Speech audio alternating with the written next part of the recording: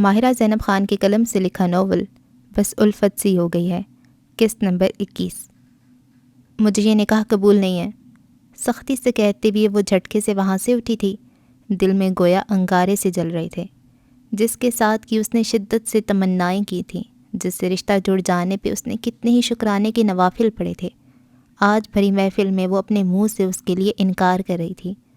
حالانکہ اس کی زندگی کی سب سے بڑی خواہش صرف ایک قبول کی دوری پر اس کی منتظر تھی، لیکن جانے اس کے ذہن میں کون سے بھنور اٹھ رہے تھے۔ اس نے بہت برداشت کیا تھا، اب مزید خود کو باز رکھنا اس کے اختیار میں نہیں رہا تھا۔ امائزہ، وہاں موجود سب حیرت سے دنگ رہ گئے تھے۔ میں یہ شادی نہیں کر سکتی، وہ شدت ضبط سے کہتے ہوئے ڈبڈبائی آنکھوں سے انہیں دیکھتے ہوئے وہاں رکی نہیں تھی۔ ہاتھوں میں اپنا لہنگا اٹھاتی ہوئے وہ وہاں سے بھاگتے ہوئے دروازے میں ہی کھڑے سواش کے ساتھ سے ہوتے ہوئے نکل چکی تھی۔ ساکت تو وہ بھی رہ گیا تھا، اس کے خواب و خیالوں میں بھی نہیں تھا کہ امائزہ ایسا کچھ کرے گی۔ انیزہ کے گلے لگی وہ ہچکیوں سے رو رہی تھی جب زوار ملک روم میں داخل ہوئے۔ پاپا، میں شادی کسی قیمت پر نہیں کروں گی، انہیں دیکھتے ہی وہ خوف زدگی سے بولی کہ کہیں وہ لوگ زبردستی ہی صفوان سے اس کا نکاح نہ پڑوا دیں۔ ایسی کیا بات ہوگی امائزہ جو تم نے اس طرح سے اچانک سب کے سامنے انکار کر دیا؟ اگر کوئی پریشانی ہے تو بتا دو، ہم اسے سارٹ آؤٹ کر دیں گے۔ زوار ملک نے خود پہ بے انتہا ضبط کرتے ہوئے اس سے پوچھا۔ کوئی پریشانی نہیں ہے، مجھے بس اسے شادی نہیں کرنی۔ یہ بات تم پہلے بھی بتا سکتی تھی نا، موقع کی نزاکت کو تو سمجھ لیتی تم۔ اگر کوئی مسئلہ تھا ایک بار بتاتی تو صحیح، ایسے سب کے سامنے کہنے کی ضرورت کیا تھی؟ کنان نے ناپسندیدگی سے کہا۔ آرام سے بات کرو بہن سے، زوار ملک نے اسے ڈپٹا۔ لیکن پاپا، آپ اسے پوچھے تو صحیح کہ اس نے یہ حرکت کیوں کی ہے۔ امائزہ، کیا ہوا ہے بیٹا؟ صفوان نے کچھ کہا ہے تو بتاؤ، ہم اس سے بات کر لیں گے۔ زرمین نے نرمی سے پوچھا تو اس نے جلدی سے نفی میں سر ہلایا۔ مجھے کسی نے کچھ بھی نہیں کہا پپو، بس مجھے اس سے شادی نہیں کرنی، کسی سے بھی کروا دے لیکن اس سے نہیں کروں گی۔ ان کے سینے سے لگی وہ پھوٹ پھوٹ کر رو رہی تھی۔ یہ سچویشن تو کسی طور سنبھلنے میں نہیں آ رہی تھی۔ امائزہ، ہماری عزت کا تمہارے نزدیک ذرا خیال نہیں ہے؟ ایسے مت کہیے پاپا، آپ سے بڑھ کر مجھے کچھ عزیز نہیں ہے، لیکن آپ سمجھنے کی کوشش کیجیے، میں اسے شادی نہیں کر سکتی، وہ بھرائی ہوئی آواز میں شکست خوردہ سے بولی۔ میری بات سنو، کنان نے اسے کندھوں سے تھام کر اس کا رخ اپنے سامنے کیا۔ صفوان کو میں خود منع کر دوں گا اس شادی سے، لیکن پہلے مجھے وجہ بتاؤ۔ اس نے بھیگی پلکیں اٹھا کر کنان کو دیکھا۔ بتاؤ مجھے امائزہ، کنان نے اپنی بات پہ زور دیتے ہوئے کہا، جو نفی میں سر ہلاتی ہوئے چہرہ جھکا گئی۔ مجھ سے کچھ مت پوچھے خدارا، کنان اس کی حالت تو دیکھو تم۔ اس سے پہلے وہ مزید کچھ کہتا حماز نے اسے ٹوک دیا۔ میں وہی تو جاننا چاہ رہا ہوں، کیوں ہو گئی ہے اس کی یہ حالت؟ اگر کوئی ایسی ویسی بات ہو بھی گئی ہے تو ہم ہیں نا اسے سنبھالنے کے لیے۔ کنان، ریلیکس ہو جائیں، سمری نے اس کے بازو پر دباؤ ڈالتے ہوئے آنکھوں میں اسے التجا کی تھی۔ سب بھی اسے پوچھ پوچھ کر تھک گئے تھے، لیکن وہ ایک لفظ بھی اس کے بارے میں نہیں بولی تھی۔ حماس، جا کر سواش کو بلا کر لاؤ۔ زوار ملک کی سنجیدگی سے اچانک کہنے پر سبھی چونک کر انہیں دیکھنے لگے جو صرف امائزہ کی طرف متوجہ تھے۔ جی ماموں، وہ سر ہلاتے ہوئے فوراً سے وہاں نکلا تھا، جبکہ وہ زرمین کے گھیرے میں بیٹھی امائزہ کے پاس آئی۔ صفوان سے شادی نہیں کرنی تو مت کرو، کوئی تمہیں فورس نہیں کرے گا، لیکن سواش یا حماز میں سے کسی سے بھی تمہیں ابھی اسی وقت نکاح کرنا پڑے گا۔ ان کی اگلی بات امائزہ کے ساتھ ساتھ وہاں سب کو ساکت کر گئی تھی۔ چوکھٹ پہ کھڑا حماز خود دنگ رہ گیا تھا۔ بتاؤ امائزہ، وقت نہیں ہے۔ اس بار سنجیدگی سے زیادہ ان کے انداز میں سختی تھی۔ جس سے آپ چاہیں پاپا، مجھے کوئی اعتراض نہیں ہے۔ اپنی محبت کو دل میں دفن کرتے ہوئے اس نے سر جھکاتے ہوئے جس دقت سے کہا تھا صرف اس کا دل ہی جانتا تھا۔ آپا، میں آپ سے درخواست کرتا ہوں، اگر آپ… بس زوار، امائزہ میری بیٹی ہے۔ ان کی بات مکمل ہونے سے پہلے ہی وہ بول اٹھیں۔ زوار نے جس مان سے ان سے پوچھا تھا انہوں نے بھی اس کا پاس رکھا تھا۔ میری بیٹی سے شادی کرو گے سواش؟ دوسرے لمحے وہ اس کی جانب مڑ کر بولے، جو ابھی تک خود کسی خواب کا حصہ سمجھ رہا تھا۔ لب تو ایک دوسرے میں پیوستہ تھے، الفاظ اس کے منہ سے نکلنے سے انکاری ہو گئے تھے۔ وہ بے یقینی سے انہیں دیکھ رہا تھا۔ یہ بھی قسمت کا کیا کھیل تھا؟ کل تک جس کی آرزوں میں وہ ان کے سامنے ڈٹ گیا تھا، لیکن پھر بھی نامراد ہی لوٹا تھا، آج وہ خود اپنے منہ سے وہ چیز اسے سونپنا چاہ رہے تھے۔ اس پر تو شادی مرگ طاری تھا۔ اس کا سر خود بخود اس بات میں ہل گیا۔ امائزہ ملک ولد زوار ملک، آپ کو بعوض 2 لاکھ حق مہر سواش ابراہیم خان ولد ابراہیم خان کے نکاح میں دیا جاتا ہے۔ کیا آپ کو یہ نکاح قبول ہے؟ سر جھکائے اس نے پلکوں کو زور سے میچا ہوا تھا، لیکن جانے کتنے ہی آنسو کب آنکھ کے کنارے سے نکل پڑے تھے۔ کامتے وجود کے ساتھ وہ ازحد مشکل سے اقرار کر پائی تھی۔ زوار ملک کا بازو اس نے سختی سے پکڑا ہوا تھا۔ یہاں سائن کرو۔ کنان نے پین اس کی جانب بڑھاتی ہوئی کاغذ کے ایک طرف اشارہ کر کے کہا، جس نے لرزتے ہاتھوں سے وہاں صرف چند سائن نہیں کیے تھے، اپنی زندگی کا کلی اختیار اس شخص کے نام کر دیا تھا جس کی اہمیت کو اس نے کبھی کچھ سمجھا ہی نہیں تھا، جس سے شادی کرنا چاہتی تھی، جو اس کے اختیار میں تھا۔ اس نے خود ہی اسے اپنی زندگی سے الگ کر دیا تھا۔ اس کے تو وہم و گمان میں بھی نہیں تھا کہ کبھی ایسے حالات پیدا ہو جائیں گے کہ اسے سواش سے شادی کرنا پڑے گی۔ گھر والوں کی موجودگی میں ہی کنان نے اس کا نکاح کمرے میں پڑھایا تھا، جبکہ سواش کا قاضی صاحب نے ڈرائنگ روم میں سب کے سامنے پڑھایا تھا۔ زوار اور انیزہ نے بہت شرمندگی سے صفان اور اس کی والدہ سے معذرت کی تھی۔ مسز عمر خاصی دل گرفتہ سی تھیں، جبکہ صفان کے لیے تو جیسے یہ کوئی بات ہی نہیں تھی۔ انہیں معذرت کرنے سے منع کرتے ہوئے اس نے سواش کے نکاح تک وہاں رکنے کی اجازت مانگ کر حاضرین محفل کو ایک بار پھر ورطہ حیرت میں ڈال دیا تھا۔ ایک طرف دلہن نے شادی سے صاف انکار کر دیا تھا، تو دوسری طرف دلہے نے اس انکار کو انا کا مسئلہ بنانے کی بجائے ان کی معذرت نہ صرف قبول کر لی تھی، بلکہ کچھ دیر پہلے جو لڑکی اس کی بیوی بننے جا رہی تھی، اب اس کا کسی اور کے ساتھ نکاح ہوتے دیکھ بھی اسے ذرا غصہ نہیں آیا تھا، الٹا وہ خود اس کے نکاح میں شریک تھا۔ جو ہونا تھا ہو گیا، سواش میرا دوست ہے، میں اس کے نکاح میں شرکت کر کے اس کی طرف سے گواہ بننا چاہتا ہوں۔ زوار ملک اور کنان تو اسے دیکھتی رہ گئے تھے، جسے کسی قسم کا کوئی افسوس، کوئی غصہ نہیں تھا۔ اس کے انداز دیکھ کر تو انہیں عمائزہ بھی بے قصور نظر آ رہی تھی۔ یقیناً دونوں طرف سے ہی کچھ نہ کچھ بات ضرور ہوئی تھی، ورنہ تو ان دونوں کا غیر معمولی رویہ کسی طور ہضم ہونے والا نہیں تھا۔ لاکھ پوچھنے پر عمائزہ کچھ بتانے پہ راضی نہیں تھی، اور صفان سے وہ کچھ پوچھنا نہیں چاہتے تھے کہ جب بات ہی ختم ہو گئی تو کیا گڑے مردے اکھاڑنا، اور پھر جب اپنی اولاد کے کہنے سننے میں نہ ہو تو کسی اور سے کیا گلہ کرنا۔ پہلے ماہ کنان کے جبری نکاح کی وجہ سے سب ٹینشن میں رہے، اس کے بعد سواش کا نڈر باغی انداز میں عمائزہ سے شادی کے لیے کہنا، اور پھر رہی صحیح کسر عمائزہ نے پوری کر دی، اور جو تھوڑی بہت کسر رہ بھی گئی تھی وہ صفان کے نارمل بیہیویئر نے پوری کر دی۔ میرج ہال میں دلہا دلہن کے بغیر ہی ڈنر کروا کر مہمانوں کو رخصت کروا دیا گیا تھا۔ عمائزہ کی کنڈیشن ہرگز نارمل نہیں تھی، نکاح ہو جانے کے بعد وہ روتی ہوئی ہی بے ہوش ہو گئی تھی۔ بھاری سر کو تھامتے ہوئے اس نے بامشکل آنکھیں کھولی تو اپنے سامنے کنان کو بیٹھے پایا، جس نے عمائزہ کا ہاتھ بھی اپنے دونوں ہاتھوں میں تھام رکھا تھا۔ میری کوئی غلط نیت نہیں تھی کنان، اسے سامنے پا کر اس کی آواز پھر بھرا گئی۔ شش، بھول جاؤ، سب کچھ نہیں ہوا، سب ٹھیک ہے، کسی کو تم سے کوئی ناراضگی نہیں ہے۔ کنان نے نرمی سے اس کے آنسو صاف کرتے ہوئے کہا۔ اسے یاد نہیں تھا کہ اس نے اپنی زندگی میں کبھی اپنی لاڈلی بہن سے سختی سے بات کی ہو، لیکن آج وہ جس طرح سے عمائزہ سے باز پرس کر رہا تھا، اسے خود پہ غصہ آنے لگا تھا کہ کسی اور کو نہ صحیح، لیکن اسے تو اپنی بہن پہ اعتبار ہونا چاہیے تھا۔ چلو اٹھو، شاباش، رو رو کر تم نے چہرے کا اشر ہی بگاڑ دیا ہے، سارا میک اپ بہہ گیا ہے، چڑیل لگ رہی ہو پوری۔ ماحول پہ چھائے بوجھل پن کو ختم کرنے کے لیے اس نے ہلکے پھلکے انداز میں شوخی سے کہا، یار میں تو ابھی تک یہ سوچ رہا ہوں اگر تم سواش بھائی کی بجائے میرا نام لے دیتی تو۔ حماس کو تو سوچ سوچ کر ہی جھرجھری آ رہی تھی۔ شکر کر بچ گیا، ورنہ سواش سے زیادہ تیرے اعمال خراب ہیں، کنان نے بھی اسے چھیڑا۔ ان دونوں کو شوخی سے جملوں کے تبادلے کرتے دیکھ لگ ہی نہیں رہا تھا کہ کچھ دیر پہلے شادی والے گھر میں ایک سوگ کا سما تھا۔ تم کیا ابھی تک ایسے بیٹھی ہو، اٹھو یہاں سے، کنان نے اسے بیڈ پر ہی بیٹھے دیکھ کر فوراً کہا۔ تو کہاں جاؤں؟ وہ حیرت و ناسمجھی سے اسے دیکھنے لگی۔ اس کو کوئی بتاؤ کہ اس کی شادی ہو گئی ہے، اب اپنے کمرے کو الوداع کر دے۔ کنان نے روم میں داخل ہوتی سمرین کو دیکھتے ہوئے بالواسطہ اسی مخاطب کیا تھا، جس نے مسکراتے ہوئے وہ چھوٹی سی ٹرے سائڈ ٹیبل پہ رکھ دی تھی، جس میں وہ عمائزہ کے لیے گرم دودھ اور ٹیبلٹ وغیرہ لائی تھی۔ ایسے ہوتی ہے شادی؟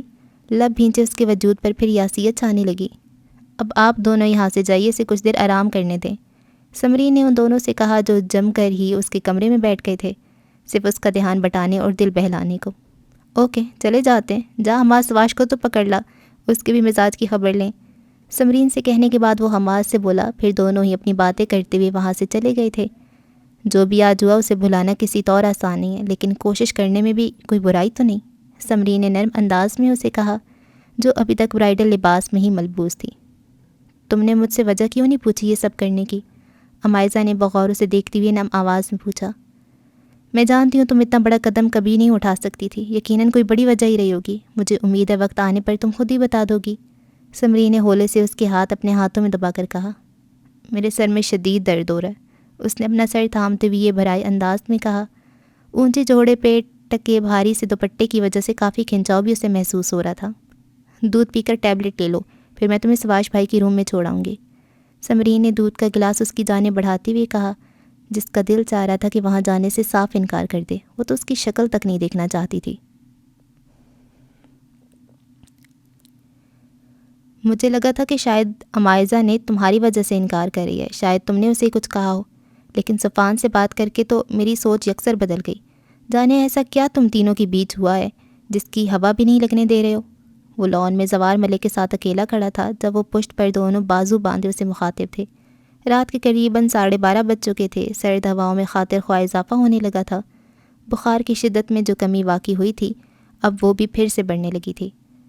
ٹرسٹ می ماموں، عزت سے شادی کا فیصلہ صرف میرا ذاتی تھا. وہ تو اس بات سے لا علم ہے کہ میں نے آپ سے وہ بات کہی.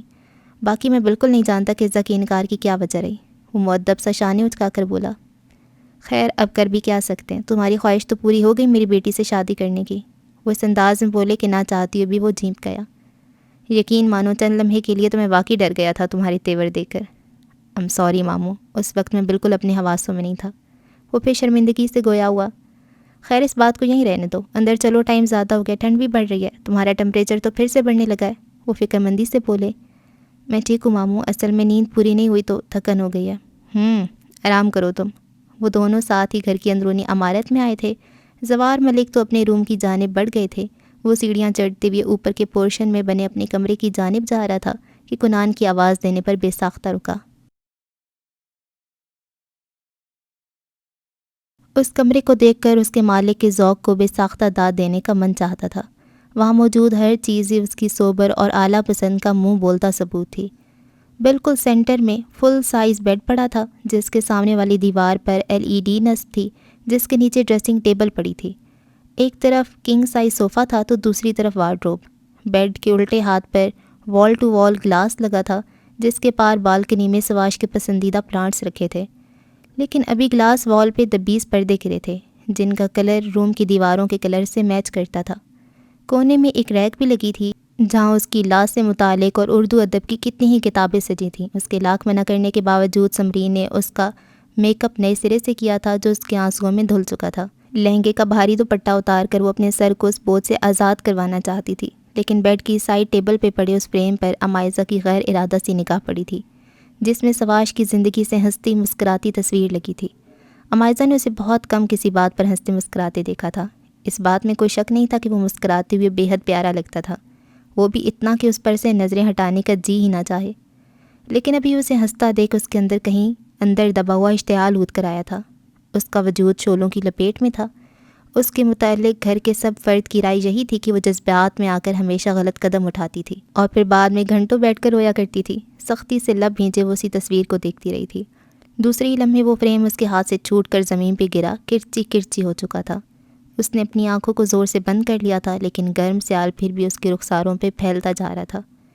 کتنی امنگیں خواہشیں اسے اپنی شادی کے حوالے سے تھیں، کتنے ہی سہانے خواب اس نے جاگتی آنکھوں سے دیکھے تھے، لیکن سب کے سب اس فریم کی طرح ہی ٹوٹ کر کرچیوں میں بکھر چکے تھے جس کی چبھن سے اس کا دل تک لہو لوہان ہو چکا تھا. یہ میں کیا سن رہا ہوں؟ اس کا تفتیشی انداز خاصا کڑا تھا. کیا سنے؟ سواش نے ابرو اٹھا کر ناسمجھی سے اسے دیکھا. یہی کہ تو نے امائزہ سے شادی کے لیے کہا تھا. کنان نے اسے گھور کر دیکھا. ہاں کہا تھا، اس نے بنا کسی تعامل کے اقرار کر لیا. تو مجھے کیوں نہیں بتایا؟ وہ حیرت زدہ سا بولا. تو نے کیا کر لینا تھا؟ جو بھی بس میں ہوتا کر لیتا، لیکن تجھے بتانا تو چاہیے تھا نا بے وقوف. میں تو دوسروں کا خیال کر کے اپنا نقصان کر رہا تھا اور بے وقوفی کے تانے بھی مجھے ہی سننے کو مل رہے ہیں. کیا بات ہے؟ وہ تنفر سے سر جھٹک کے رہ گیا. مجھے تم دونوں ہی عزیز ہو، ہماری پہلی پرائیورٹی تو ہی تھا سواش، لیکن تیرے انکار کرنے پر ہمیں مجبوراً صفان کا پروپوزل ایکسیپٹ کرنا پڑا. اب ان باتوں کا کیا فائدہ یار، جو قسمت میں ہونا لکھا تھا وہ تو ہو گیا. ہاں بالکل، لیکن کل مجھے ساری ڈیٹیل چاہیے. کنان نے اسے باور کروایا. کس بارے میں؟ اس نے ناسمجھی سے پوچھا. وہی جو کچھ آج ہوا ہے، مجھے تو یہ سب کچھ سوچی سمجھی پلاننگ لگ رہی ہے. ایسا کچھ نہیں ہے ایس پی، جو بھی حقیقت ہے انشاءاللہ سب کچھ جلدی پتہ چل جائے گی. چل ٹھیک ہے، تو آرام کر، بخار کی کوئی ٹیبلٹ بھی لے لینا.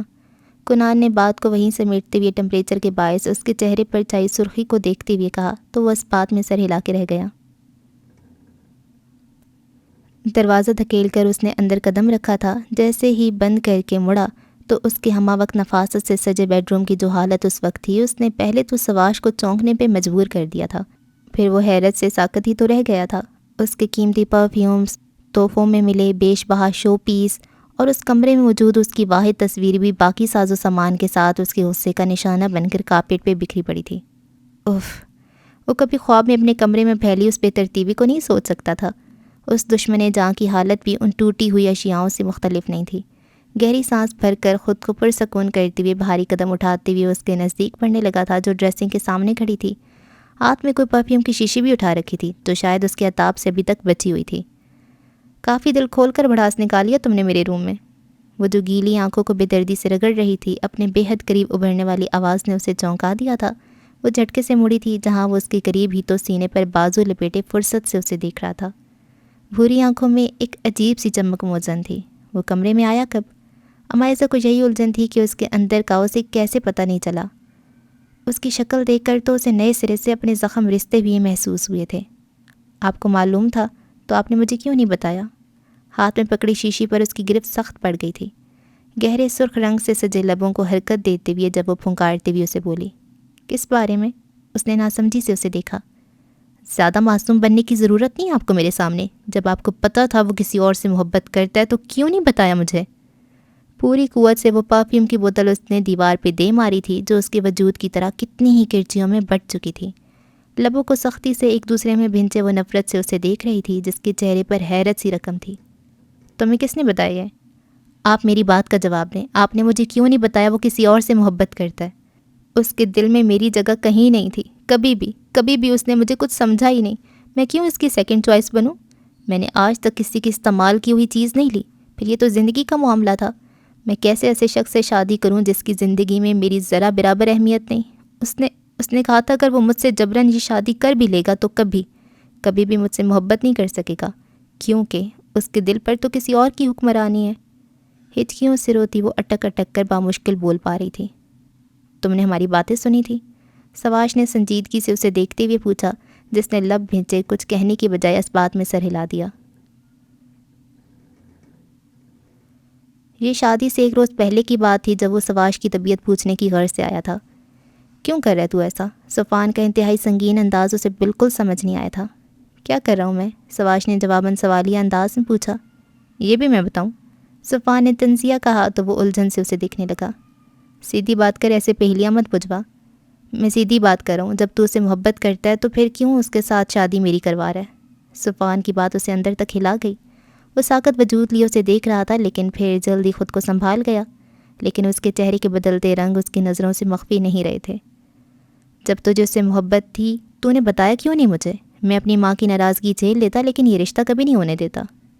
تیری غلط فہمی ہے یہ سب، میں اس سے محبت نہیں کرتا۔ سواش نے رکھائی سا جواب دیتے ہوئے اس کے ساتھ خود کو یقین دلایا۔ کیوں اپنے ساتھ ساتھ مجھے بھی جھٹلانے کی کوشش کر رہا ہے؟ میں تیری رگ رگ سے واقف ہوں۔ وہ لڑکی تیری دل و جان میں بستی ہے، پھر کیسے تو اسے کسی اور کو سونپ سکتا ہے؟ کیونکہ وہ تجھ سے محبت کرتی ہے۔ وہ ایک ایک لفظ کو چباتے ہوئے ضبط سے بولا۔ اب کہ حیران ہونے کی باری صفوان کی تھی۔ صرف اس وجہ سے تو اس سے دستبردار ہو گیا؟ تو میں اور کیا کرتا؟ اس نے مجھے خود کہا تھا کہ وہ مجھ سے نہیں تجھ سے شادی کرنا چاہتی ہے، تو پھر میں کیسے اس کے ساتھ زبردستی کر سکتا تھا؟ بالآخر وہ چٹخ اٹھا۔ لڑکیاں جذباتی ہوتی ہیں سواش، دیر سے ہی صحیح لیکن انہیں عقل آ جاتی ہے۔ محبت میں عقل کبھی غالب نہیں آتی۔ تو سمجھنے کی کوشش کر، میں اسے خود سے باندھ کر دکھ نہیں دینا چاہتا۔ وہ مجھ سے محبت کرتی ہے تو بدلے میں مجھ سے بھی ویسی ہی محبت کی خواہش مند ہوگی۔ میں اسے عزت تو دے سکتا ہوں لیکن میری محبت پہ صرف اس کا حق ہے جو میں نہ کسی کو دے سکتا ہوں نہ ہی دینا چاہتا ہوں۔ تیری ہمراہی اس کے لیے بہت بڑی بات ہوگی۔ وہ زخمی سا مسکرایا۔ میں یہ شادی کرنے پہ راضی ہو گیا تھا اور شاید کر بھی لیتا اگر تیری آنکھوں میں چھپی اس کی محبت کو نہ دیکھ لیتا تو صرف اس لیے منع کر رہا کہ میں اس سے محبت کرتا ہوں؟ اس نے انگلی اپنے سینے پہ رکھ کر عجیب سے لہجے میں پوچھا۔ ہاں، کیونکہ میں تجھے ساری زندگی اس تڑپ میں مبتلا رہ کر گزارتی ہوئی نہیں دیکھ سکتا جو میرا نصیب بنی ہوئی ہے۔ محبت نہ ملنے کا دکھ کیا ہوتا ہے میں اچھے سے جانتا ہوں، اس لیے نہیں چاہتا کہ تجھے بھی اس تکلیف سے گزرنا پڑے۔ اس کے شانے پہ ہاتھ رکھے صفوان نرمی سے اسے سمجھانے کی کوشش کر رہا تھا۔ مجھے اذیت میں رہنا منظور ہے لیکن میں اس کی نفرت نہیں برداشت کر سکتا، اور وہ میری نفرت نہیں سار پائے گی سواش۔ ایک شیر تھا تو دوجا سوا شیر، دونوں ہی ایک دوسرے سے قائل ہونے والے نہیں تھے۔ وہ تجھ سے محبت کرتی ہے، اس کا دل مت توڑنا سیفی، وہ التجائیہ انداز میں بولا۔ اس کے لہجے میں پنہاں دکھ درد کا اندازہ وہ اچھے سے لگا سکتا تھا۔ کیوں اپنی اور اس کی زندگی کے ساتھ کھیل رہا ہے؟ میں اسے خوش نہیں رکھ پاؤں گا اور تو اس کے بغیر سکون سے نہیں رہ پائے گا۔ اب کچھ نہیں ہو سکتا، کل شادی ہونے والی ہے اور تو آج ہونے کو سب کچھ ہو سکتا ہے۔ آج اٹھایا گیا قدم ہم سب کی زندگیوں کے لیے بہتر ثابت ہوگا۔ وہ برداشت نہیں کر پائے گی تیرا ٹھکرانا۔ ساری زندگی کے رونے سے بہتر ہے ایک دفعہ ہی رو لیا جائے، اور مجھے یقین ہے تو اسے سنبھال لے گا۔ میں پھر بھی یہ نہیں کر سکتا۔ تو کچھ مت کر، لیکن عین نکاح کے وقت میں انکار کر دوں گا، پھر چاہے زوار انکل مجھے شوٹ ہی کیوں نہ کر دیں، میں اس نکاح کے لیے حامی قطعاً نہیں بھروں گا۔ تیرا دماغ خراب ہو گیا کہ الٹی سیدھی بکواس کر رہا ہے؟ سواش کو غصہ ہی آ گیا تھا اس کی بے تکی بات پر۔ میں سچ بول رہا ہوں سواش، میں تیری کزن سے شادی کبھی بھی نہیں کرنا چاہتا تھا، اور اب تو کسی قیمت پر نہیں کروں گا۔ تجھے میری قسم ہے صفوان، ایسا کچھ مت کرنا۔ میں ایسا ہی کروں گا اگر تو نے میری بات نہیں مانی تو۔ میں جانتے بوجھتے تیری زندگی برباد ہوتے نہیں دیکھ سکتا۔ وہ لڑکی تیری خوشی ہے اور میں تجھ سے تیری خوشی نہیں چھیننا چاہتا، حتمی لہجے میں کہہ کر اس نے گویا بات ہی ختم کر دی۔ میرے باپ اور بھائی کی عزت سے کھیلنے کا اختیار آپ جانتے بوجھتے اس کے ہاتھ میں کیسے دے سکتے ہیں؟ آپ جانتے تھے کہ وہ نکاح کے وقت انکار کر کے مجھے ریجیکٹ کر دے گا، میرے گھر والوں کا سر شرمندگی سے جھکا دے گا۔ اس کے باوجود آپ خاموش رہ کر تماشا دیکھتے رہے۔ خدا کی قسم میں خودکشی کر لیتی اگر کوئی مجھے یہ طعنہ دیتا کہ شادی کے دن وہ مجھے ٹھکرا کر گیا ہے۔ صرف اس کی صورت ہی شہزادیوں جیسی نہیں تھی، اس کی عادات و اطوار اور سوچ بھی انہی سے میل کھاتی تھی۔ آج تک اسے لگتا تھا کہ صرف وہی نہیں، صفوان بھی اس سے محبت کرتا ہے۔ اس کا لیا دیا اور کسی حد تک روکھا انداز اسے سوچنے سمجھنے پہ مجبور تو کرتا تھا، لیکن وہ کسی منفی سوچ کو اپنے ذہن میں نہیں لانا چاہتی تھی۔ لیکن یہ تو اس کے وہم و گمان میں بھی نہیں تھا کہ وہ کسی اور کی محبت میں مبتلا ہو سکتا ہے، وہ جو اس پر صرف اپنی ملکیت سمجھتی تھی، اس کے دل و دماغ پہ صرف اپنی حکمرانی چاہتی تھی۔ اس کا دل تو پہلے ہی کسی کی ریاست بنا ہوا تھا، جس کے انگ انگ پر اس کی گہری چھاپ تھی۔ وہ تو پور کسی اور کی محبت میں گرفتار تھا، وہ کیوں کسی پر نگاہ کرم کرتا؟ اسے تو اس بات پر بھی کوئی غرض نہیں تھی کہ کوئی اس کی راہ میں اپنا دل لیے کھڑا اس کی ایک نکاح کا منتظر ہے۔ سمجھتے کیا آپ دونوں خود کو؟ تماشا ہوں میں کوئی؟ کھیل سمجھا ہوا ہے آپ نے؟ اس انسان کو صرف اپنی محبت نہ ملنے کا غم ہے جس کی وجہ سے دوسروں کی فیلنگز کا بھی اسے احساس تک نہیں، اور آپ اتنے مہان کیوں بنتے ہیں؟ آپ سے زیادہ کوئی رحم دل اس دنیا میں نہیں ہو سکتا۔ آپ صرف میرے لیے پیچھے ہٹ گئے تھے، پپو کو منع کر دیا تھا شادی سے، صرف اس وجہ سے نا کہ آپ کو مجھ سے محبت تھی۔ تو جب محبت تھی تو کیوں اس کے سامنے جھکے؟ کیوں میرے لیے اسے التجائیں کی آپ نے؟ کیا میں اتنی گری پڑی ہوں، یا صرف اس پر ہی میری دنیا تمام ہو جاتی ہے؟ اسے رہ رہ کر وہ منظر یاد آ رہا تھا جب سواش اسے شادی سے نہ انکار کرنے کے لیے منا رہا تھا، اور ایک وہ تھا جو تنفر سے مسلسل انکار کیے جا رہا تھا، جیسے وہ کسی جیتے جاگتے انسان کی نہیں، کسی بے جان چیز کے بارے میں بات کر رہے ہوں۔ صفوان کی صفاقی تو اسے بھلائی نہیں بھولتی تھی۔ ایزا ایسی بات نہیں ہے۔ سواش نے اس کے شانے پر ہاتھ رکھ کر سمجھانا چاہا، جس سے اس نے فوراً ہی جھٹک دیا تھا۔ ہاتھ بھی مت لگائیے گا مجھے، میں بتا نہیں سکتی مجھے کتنی نفرت محسوس ہو رہی ہے آپ سے اور آپ کے اس دوست سے۔ پاپا کی اور کنان کی نظروں میں تو میں بری بنی ہوں نا انکار کر کے۔ اگر یہی انکار اس کی طرف سے ہوتا تو آپ کو اندازہ بھی ہے کیا قیامت گزرتی اس گھر پر، جس کی بیٹی کو شادی کے وقت ہی اس کا دلہا ریجیکٹ کر کے چلا جائے۔ اور وہ ہے کون؟ اس کی اوقات کیا ہے جو مجھے ریجیکٹ کرتا؟ اس کے اندر تو بھانبڑ جل رہے تھے۔ اتنا غصہ تو اسے سواش کے منہ سے خود کے لیے اظہار محبت سن کر نہیں آیا تھا، لیکن صفوان کی باتوں سے اسے نہ صرف غصہ آیا تھا، ایک تازیانہ اس کی انا اور نسوانیت پہ لگا تھا۔ اگر وہ کہتا کہ محبت نہیں کرتا تو بھی شاید وہ خود کو سنبھال لیتی، لیکن اس کی ہٹ درمی نے اس کے دل کے ہی نہیں وجود کے بھی پرخچے اڑا دیے تھے۔ وہ بھری محفل میں اس کو ٹھکرا کر جانے والا تھا، جس نے اپنی زندگی میں کسی چیز کے لیے نہ نہیں سنی تھی، ہمیشہ ہر کسی پر اپنی مرضی چلائی تھی۔ وہ شان سے دوسروں پہ حکمرانی کیا کرتی تھی۔ پھر وہ کون ہوتا تھا اس شہزادی سے اس کا غرور چھیننے والا؟ جو محبت کرتا ہی نہیں ہے اس کے لیے مجھ پہ غصہ کیے جا رہی ہو، اور جو میں اپنا دل تمہارے قدموں میں رکھے بیٹھا ہوں، میرا کوئی خیال نہیں۔ سواش نے ابرو اٹھا کے اسے مصنوعی سا گھورا۔ آپ پر تو مجھے انتہا کا غصہ آ رہا ہے۔ جب آپ کو معلوم تھا کہ وہ شادی نہیں کرے گا تو کیوں میرے باپ کو جا کر نہیں بتایا؟ آپ کیا تماشا ہونے کا انتظار کر رہے تھے کہ وہ منع کر کے جائے تو میرے پاپا آپ سے التجا کریں ان کی بیٹی کو اپنانے کی؟ اس کا غصہ نئے سرے سے اٹھ کر آیا، سیاہ آنکھوں میں سے تو گویا چنگاریاں سی پھوٹ رہی تھیں۔ گیا تھا ماموں کے پاس، انہوں نے کہا کہ جہاں تمہاری شادی ہو رہی ہے تم اس سے بہت خوش ہو، اس لیے وہ کچھ نہیں کر سکتے۔ کب کی تھی آپ نے بات؟ امائزہ نے حیرت سے آنکھیں پھیلا کر پوچھا۔ اسے قطعی امید نہیں تھی کہ وہ جو کہہ رہا ہے سچ ہے۔ جب تم سے اپنے عشق کا اظہار کیا تھا وہاں سے سیدھا ماموں کے پاس ہی گیا تھا، لیکن انہوں نے صاف انکار کر دیا تھا۔ ڈریسنگ سے ٹیک لگائے وہ سینے پر بازو باندھے پرشوق نظروں سے اس کی دل نشین سراپے کا جائزہ لے رہا تھا، جو اس کے سامنے کھڑی اپنی دلہن آپے کا بھی لحاظ نہ کرتی ہوئے کب سے اس پہ برس رہی تھی۔ کل سے جو وہ طوفانوں کی زد میں تھی، اپنی انا پہ لگی ضرب کے باعث لہو لہان ہو چکی تھی، لیکن کمال مہارت سے پھر بھی خود کو کسی نہ کسی طرح سے سنبھالا ہوا تھا۔ وہ جو کسی سے اب تک ایک لفظ نہیں کہہ پائی تھی، سواش کو سامنے پاتی سارے بند توڑ بیٹھی تھی۔ اب کہ اس کے تمام سوالوں کا سامنا کر کے اس نے ہی مائزہ کے زیر عتاب آنا تھا۔ کیا کہا آپ نے پاپا کو؟ اس نے تیز نظروں سے اسے دیکھتے ہوئے سوال کیا۔ یہی کہ مجھے آپ کی بیٹی سے شادی کرنی ہے۔ وہ تو اس کی اتنی صاف گوئی پہ دنگ رہ گئی تھی۔ وہ اتنا سیدھا سادہ سا نظر تو نہیں آتا تھا جتنا اس وقت بن رہا تھا۔ اور انہوں نے کیا کہا؟ وہ مشکوک سی تھی۔ ظاہر ہے منع کر دیا، وہ شانے اچکا کر لاپرواہی سے بولا۔ بالکل صحیح کیا پاپا نے، اگر میرے بس میں ہوتا تو میں آپ سے بھی کبھی شادی نہ کرتی۔ دوسری لمحے وہ نفرت سے پھنکاری ڈھیلے جوڑے میں سے کتنی ہی لٹیں نکل کر اس کے سحر انگیز چہرے کی دائیں بائیں اپنا تسلط جما چکی تھیں۔ پیشانی پہ لگا ٹیکا بھی ڈھیلا ہو کر اس کی ابرو کو چھونے لگا تھا، جسے اس نے چپٹ کر دور پھینک دیا تھا۔ ساری زندگی کنواری رہ کر تم نے اپنے ساتھ مجھے بھی مفت کی سزا میں گرفتار رکھنا تھا کیا؟ اس کی توجہ خود پہ نہ ہوتے دیکھ سواش نے اس کی بے خبری کا فائدہ اٹھاتے ہوئے جھٹکے سے اس کی کلائی پکڑ کر اپنی جانب کھینچ لیا، جو سیدھی اس کے وجود سے آ ٹکرائی تھی۔ یہ کیا بدتمیزی ہے؟ وہ غصے سے اس کے سینے پر اپنا ہاتھ رکھے بمشکل خود کو سنبھال پائی۔ چھوڑیے مجھے، اتنی مشکلوں سے قابو آئی ہو، ایسے ہی چھوڑ دوں؟ وہ خود کو اس کی مضبوط گرفت سے نکالنے کی جان توڑ کوشش میں لگی ہوئی، اس بات سے بالکل انجان کی سواش کے نزدیک ہو کر وہ اس کی دھڑکنوں میں تلاطم برپا کر گئی ہے۔ ساری مزاحمتیں بیکار جاتے دیکھ بے بسی سے کتنے ہی آنسو اس کی آنکھوں سے بہنے لگے تھے۔ خود کو آزاد کروانے کی کوشش ترک کر کے امائزہ نے اس کے شانے پر اپنا سر رکھ دیا تھا۔ مٹھیوں میں اس کے کالر سختی سے دبوچے وہ پھوٹ پھوٹ کر رو پڑی تھی۔ کل سے وہ ایک یہی کام تو لگاتار کر رہی تھی۔ او گاڈ، تم آنسوؤں سے بنی ہوئی ہو کیا؟ رو رو کر تکتی نہیں ہو تم؟ اس کا سر سہلاتی ہوئی وہ حیرت سے بول اٹھا۔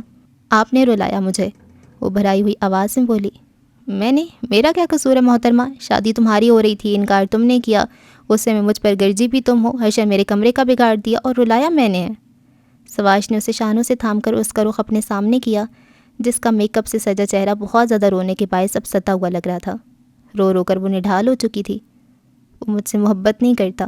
اس کی روئی روئی سی سیاہ سمندر جیسی آنکھیں جھکی ہوئی تھیں، آواز میں پھر آنسوؤں کی آمیزش کھلنے لگی تھی۔ سارا غصہ ایک طرف، لیکن اپنی یک طرفہ محبت تو اسے مارے ڈال رہی تھی۔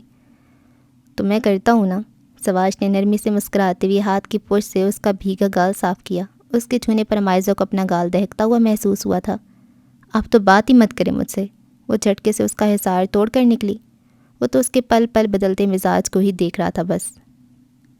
ماہرہ زینب خان کے قلم سے لکھا ناول بس الفت سی ہو گئی ہے، قسط نمبر 21 کا اختتام ہوا۔ آپ سے اگلی قسط میں ملاقات ہوگی، تب تک کے لیے اللہ حافظ۔